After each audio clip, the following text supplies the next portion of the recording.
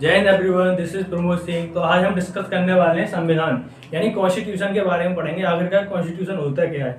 तो कॉन्स्टिट्यूशन के बारे में पढ़ते हैं तो ध्यान से समझो। तो कॉन्स्टिट्यूशन होता क्या है, चलो पढ़ते हैं कॉन्स्टिट्यूशन होता क्या है। तो भारतीय संविधान होता क्या है उसके बारे में बताता हूँ। भारतीय संविधान क्या है, एक रूल बुक है। क्या है, एक रूल बुक। अब रूल बुक है क्या है, आप पढ़ते हैं बड़ी चीज़। जब हम कोई किताब पढ़ने जाते हैं तो कोई बुक पढ़ते हैं, जैसे हम बुक में क्या होते हैं, लेसन का क्या होता है, नाम। और नाम के और उस बुक में कितने होते हैं, क्या पेज, यानी पेज संख्या कितनी होती है। तो ऐसे ही संविधान क्या है, एक बुक है। तो संविधान क्या है, एक बुक। और संविधान में जो लेसन है उसे कहा गया है भाग। तो संविधान में कुछ भाग कितने हैं, यानी लेसन कितने हैं, 22 यानी 22 भाग हैं। अब आगे चलते हैं, सब नेम, हर भाग का नाम है। पहले भाग जो पढ़ेंगे हम, पहला भाग का नाम है संघ और राज्य क्षेत्र। क्या है, संघ और राज्य क्षेत्र। और पेज कितने, पेज को संविधान में कहा गया है आर्टिकल, यानी 395 यानी 395 आर्टिकल है। आर्टिकल कहा जाता है अनुच्छेद, यानी संविधान में अनुच्छेद कितने हैं, 395 यानी 395। तो ये था संविधान का बेसिक स्ट्रक्चर। तो मैं तुम्हें पहले पढ़ाने वाला हूँ संविधान का भाग एक। संविधान का भाग एक यानी भाग एक में पढ़ेंगे हम आर्टिकल 1 से लेकर 4 तक। संविधान का जो भाग एक होता है उसमें आते हैं आर्टिकल 4, 1, 2, 3 और 4। अब पढ़ने वाले हम आर्टिकल यानी अनुच्छेद के बारे में। पहला अनुच्छेद क्या कहता है, देखो पहला आर्टिकल ये कहता है कि भारत राज्यों का संघ है, यानी India is a union of state. Bharat क्या है, राज्यों का संघ है। अब आप पूछने वाले संघ क्या होता है, तो संघ के बारे में बताता हूँ। संघ क्या प्रकार के होते हैं, 3। तो ये लिखा है मैंने यहाँ पर, संघ के प्रकार। यानी पहला आता है आपका परिसंघ यानी कन्फेडरेशन।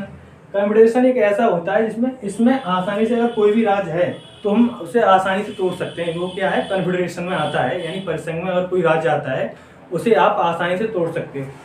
सेकंड क्या आता है आपका, संघ यानी फेडरेशन। फेडरेशन क्या होता है, फेडरेशन में ये होता है अगर कई राज्य, छोटे छोटे राज्य मिलकर एक बड़े देश का निर्माण करते हैं, उसे क्या कहते हैं, वो आते हैं फेडरेशन में।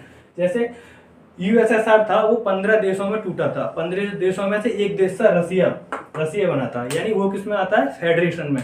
और नंबर 3 आता है आपका संघ यानी यूनियन।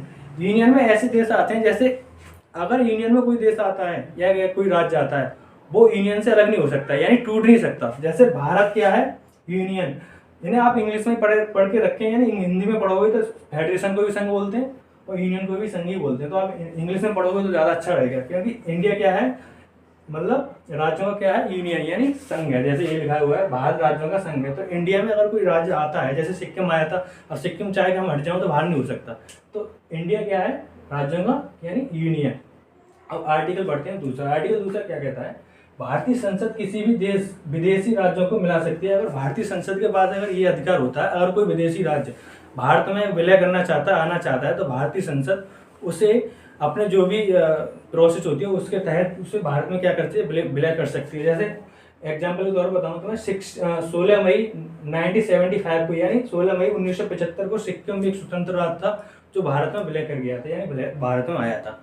ये होता है आपका आर्टिकल 2। तो आर्टिकल 3 क्या कहता है, आर्टिकल 3 पढ़ते हैं हम। आर्टिकल 3 ये कहता है भारतीय संसद किसी भी राज्य में परिवर्तन कर सकती है। अगर भारतीय संसद के पास ये पावर होती है, अगर कोई भी राज्य का उसका नाम चेंज करना हो, राजधानी चेंज करनी हो, कुछ भी चेंज करना हो, तो भारतीय संसद के पास ये एक अधिकार होता है, वो उसमें चेंज कर सकते हैं किसी भी राज्य में, भारत के किसी भी राज्य में।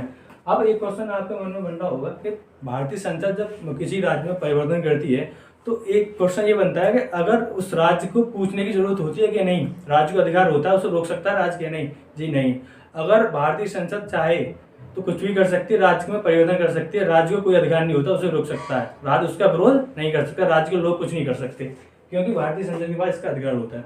आर्टिकल 4 में पढ़ते हैं हम क्या, जब आर्टिकल 2 और 3 में के तहत अगर किसी चीज़ में परिवर्तन किया जाता है, राज्य में परिवर्तन किया जाता है, या विदेशी राज्य कोई इंडिया में होता है, तो राष्ट्रपति जो है उसमें उसका विरोध नहीं कर सकता। यानी राष्ट्रपति को इस आर्टिकल 4 के तहत सीधी वार्निंग दी जाती है कि अगर हम आर्टिकल 2 और 3 के तहत अगर किसी चीज़ में हम परिवर्तन कर रहे होंगे तो आपका कोई अधिकार नहीं होगा कि आप उस चीज़ का विरोध करो, आपको सिर्फ सिग्नेचर करने होंगे और आपका काम हो जाएगा वहीं। तो आर्टिकल 4 ये कहता है अगर राष्ट्रपति को हटाना हो तो आप महाभियोग लगा के उसे बाहर कर सकते हो, यह राष्ट्रपति को हटाने का तरीका भी हो सकता है।